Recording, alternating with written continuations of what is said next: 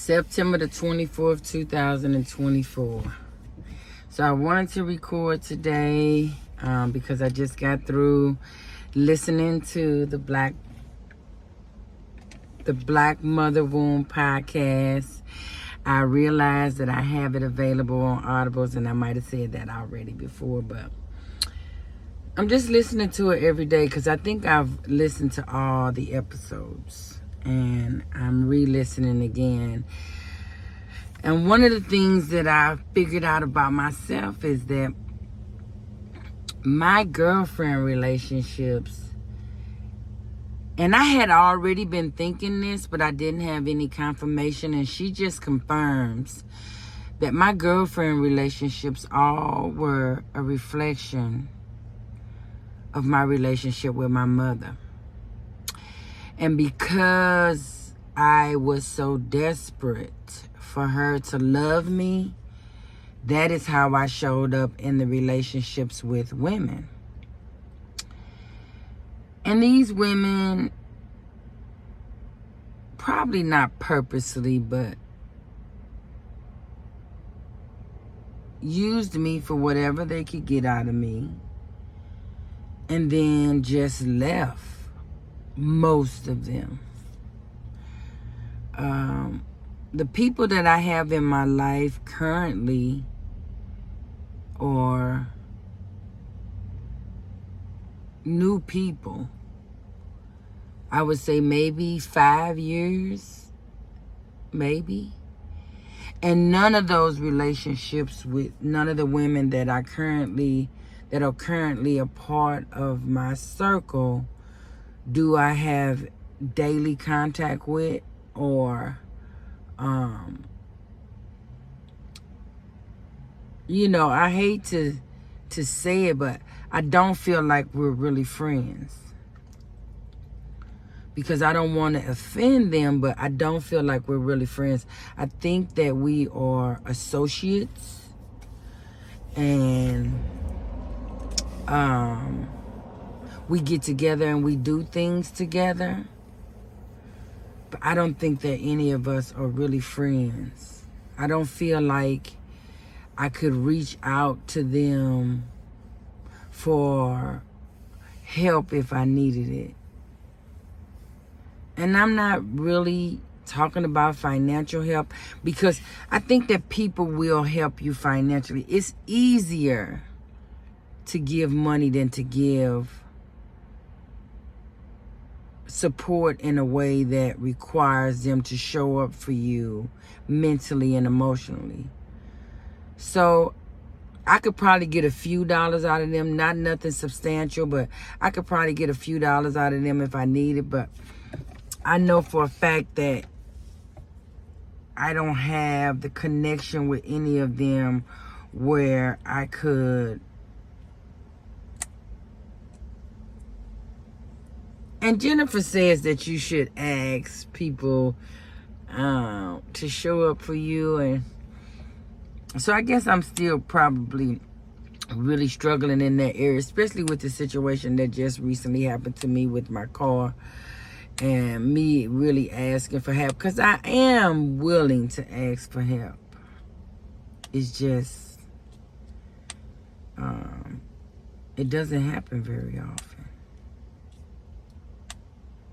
But I do feel like I am loving myself, allowing myself to feel loved by me.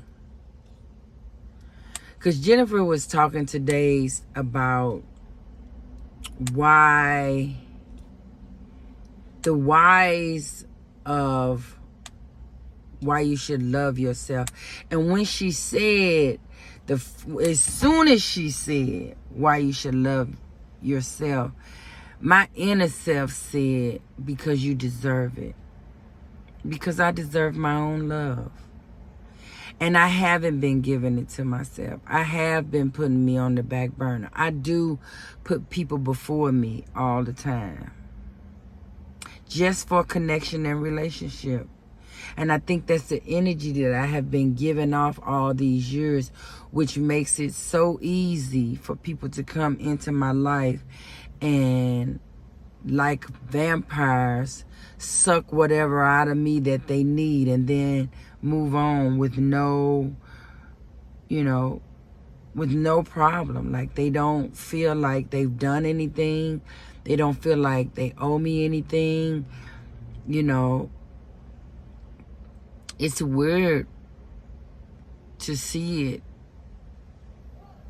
in hindsight, and to understand that it literally comes back to me. Like, with all that I want to say about the connections that I've had, it literally was me not valuing myself due to the mother wound. And it's literally the connection that I have with my mother right now. Like, the last time that I feel like that I dealt with her for real was when I went to Cancun for my ex-friend's daughter's wedding. And I had planned all this different stuff because me and her, and she was one of the ones, and then I can't say one, but she was a person that seemed to me that she wanted to fight for our friendship. But for real, it wasn't a fight for our friendship. It was a fight for what she needed from me. And I noticed too that when I am in connection with women, they always make references as if we're the same in some area where I feel like we are like totally opposite. But they'll say things like, we don't do that, or we don't, and it's like, and I don't never stand up for myself and say like, no, it ain't we, that's you. Because of my desire to be in connection with them, I allow them to group us in areas where I know we don't fit. But back to what I was saying was, I had went to Cancun for this wedding, and because of the connection that I had with my ex-girlfriend, because she got mad at me for trying to suggest that she be more involved in helping her husband heal by stopping smoking. She got mad at me because I said, that I felt like she should quit smoking. And I didn't say drinking, but I wanted to say drinking, because her husband was literally fighting for his life. And she got angry at me because she said that she did quit smoking, because she stopped smoking paper cigarettes and started vaping. She felt like she had quit smoking. And for me, I couldn't really understand, how do you feel like you quitting smoking if you still vaping? That's the same thing. It's just a different form of it. But she got angry at me and said that I was attacking her because I felt like that she should quit smoking so that her husband wouldn't be tempted to want to smoke if that was something that he was trying to quit for his health. And he was also quitting drinking for his health. I wasn't aware of that, but he was also, and I became aware of that when we went to Cancun. At any rate, because I didn't want to because I've been trying to sever ties with this lady for years, like literally years. Like, I remember when I first started trying to sever ties with her, it was around 2016 or 17, because I noticed our relationship has always been toxic. She's always went out of her way to hurt me, to say things derogatory about me to her friends and her family, and she's trained people to dislike me for one reason or another. I mean, one time she told Like, we had a group of us that hung out. She told 2 of the people that we hung out with that I said that they were dumb as box of rocks, and they got angry at the fact that they thought that I said that, but never approached me and asked me, just believed it. And literally, I don't have a relationship with these 2 young ladies because she said that. And we had that conversation, and she said that she told them that because she was a better friend to me. And that I was more her friend than theirs, and she wanted them to know that. What I couldn't understand was, you're sabotaging relationships with people that I'm attached to purposely, and they're believing it, and literally there's not nothing that I can do, because even, one of the young ladies I did speak to, and we talked about it, and although she said she understood, she truly did not believe that I didn't say that. You know what I mean? It was just some weird ass shit, when I think back on it, because she's done this several times in this group of friends that I've been in, But I was looking at photos of people that, how you doing? Photos of people that photos of us that we've taken up across the years, and I looked at one of the photos, and it just not one, it was several, and I wasn't even in the photo with them. It was like 2 of them was standing,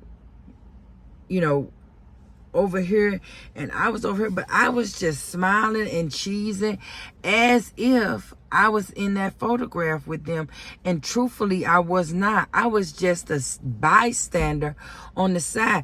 And so I've always been in this situation where, like, I thought I was in relationship with people, and actually I wasn't. And so it was kind of strange to see it on paper that it wasn't real. At any rate, we'll get back to my mother. When I was in Cancun, I planned a bunch of stuff that I needed to do so that I would not be subjected to this girlfriend, because she would have sabotaged me to anybody that was at the wedding that will be willing to listen to her. And she's good at making people, side with her. There's always somebody willing to mistreat someone that they know nothing about, to show loyalty to the person that is angry. I don't know. It's a bunch of memes going around like that, I can't think of what they say, but they basically are like, how relationships between groups of people, they, if they can't hurt you anymore, then they'll hurt your character, something to that effect.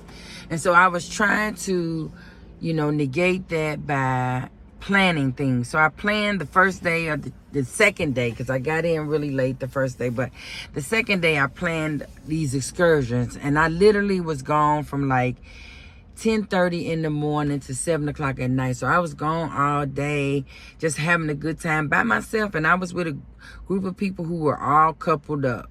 It was all like millennial couples. And I was just by myself, which happens quite a bit. I've been by myself a lot. I would say probably since my early 30s, I've been kind of like really solo for a lot of stuff, which, I don't know if that's a good thing or a bad thing, but either way, I took a bunch of photos of myself. Well, I got a bunch of photos because the excursion that I was on had a young lady with them that took pictures of everything that we did. Now, I ended up having to pay $60, $70 for these photos, but I paid it and got all the photos and posted them.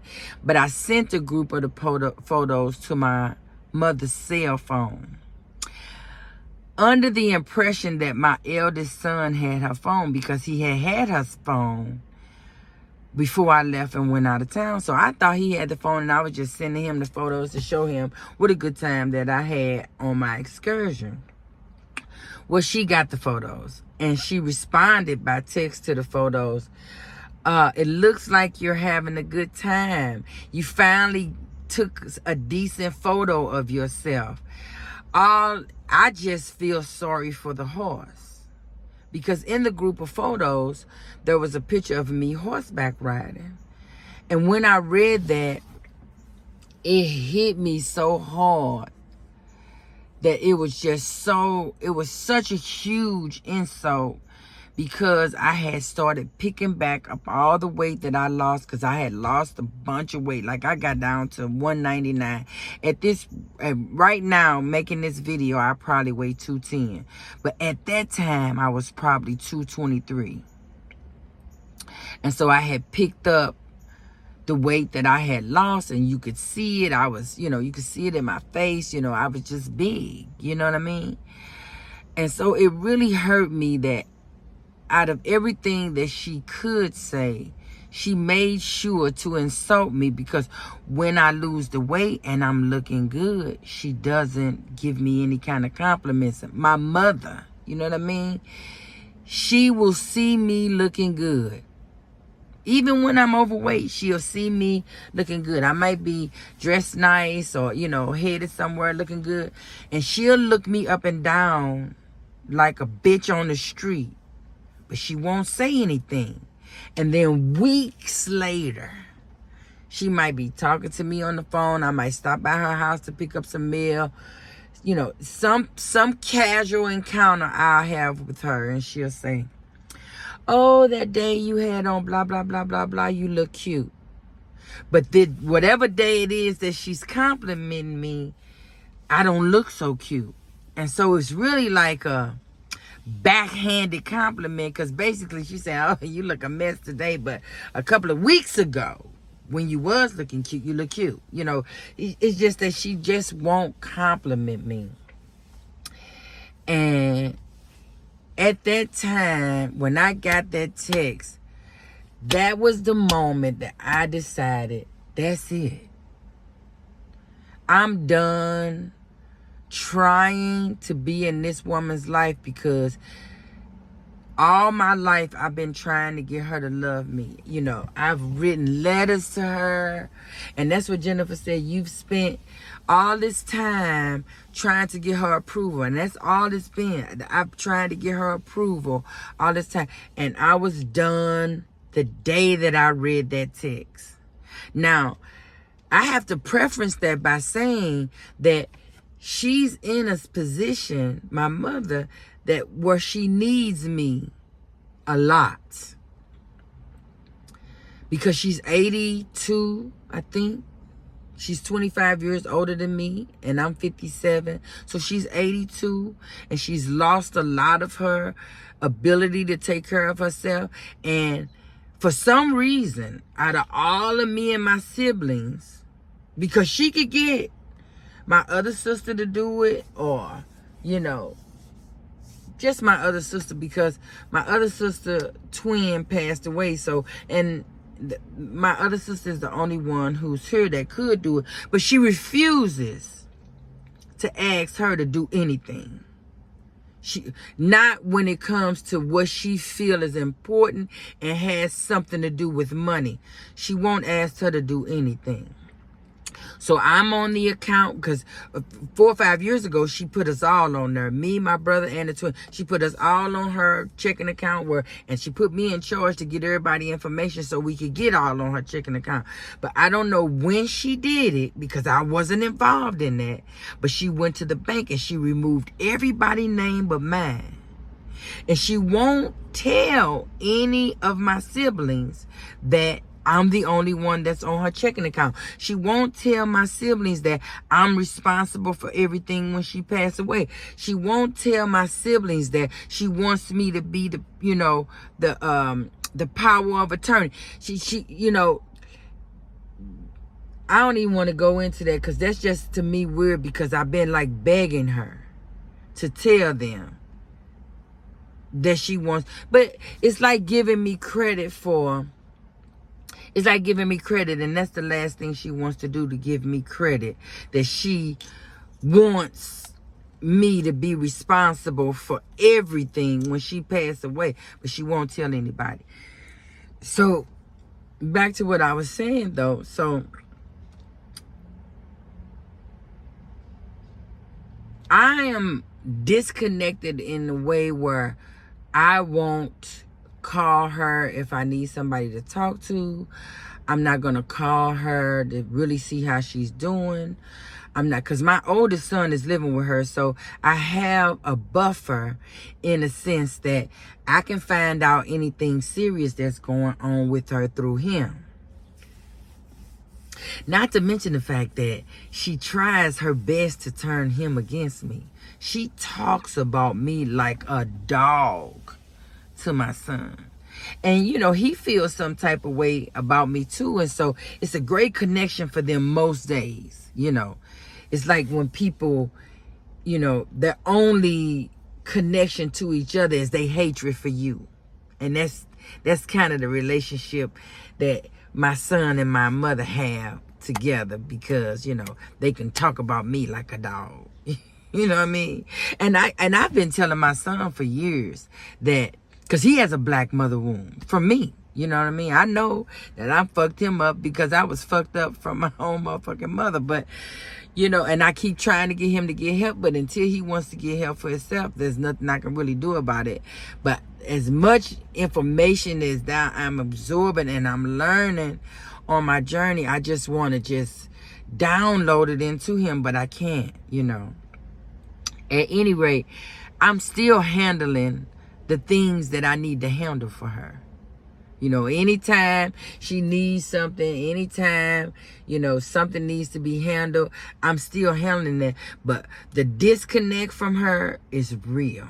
It is like solid, and it's real. I don't deal with her. I don't. And I feel so much it feels so freeing to let go of the desire to have her approval, because that's what it is. That's what I've let go, the desire to have her approval. And it's allowing me to really love me in a way that I've never loved myself before. And I'm not gonna say that I like totally love myself, because that's a lie. But baby, I mean, I've had a problem with the word worthy for years. Literally years. I remember when I was going to church at Flatirons Church in Colorado, and I was going to a Bible study, and I was assigned the word worthy in this workshop that I was in. And that word caused me so much anxiety. Like my chest was tight, and but back then I didn't even know I had anxiety. Back then I didn't realize that whole chest thing was, you know, a chakra issue, a trauma issue, you know, any of that. But all I knew was that word worthy was causing me to feel like I couldn't even put it into words what I felt. But the stress that was involved in this word being attached to me, I just didn't feel worthy. But I can say it now. You know, I am worthy. I am worthy. I am worthy. And I used to couldn't say it. You know what I mean? Like, that was crazy. I couldn't say it. I could not say I am worthy. It was just impossible for me to say. And I know now that I can say it. I can say it. I'm going to end this video because I need to. And I'm just rambling. But I am so proud of the growth that I have made on this journey. Because it's been way longer than me finding this Black Mother's Womb podcast. But when I tell you, it has been a paradigm shift. Listening to this, it's been perfect for me. It was the perfect thing to catapult me to being able to just do these videos every day. And I'm not going to say I'm doing them every day, but when I feel like I want to do them, I'm going to do them because they are for me. They are for me to be able to look back at and see my growth, and for anyone else who's looking at it that could feel some growth from it, or glean some information that can help them on their journey. So thank you for listening, and I appreciate you, and I appreciate me.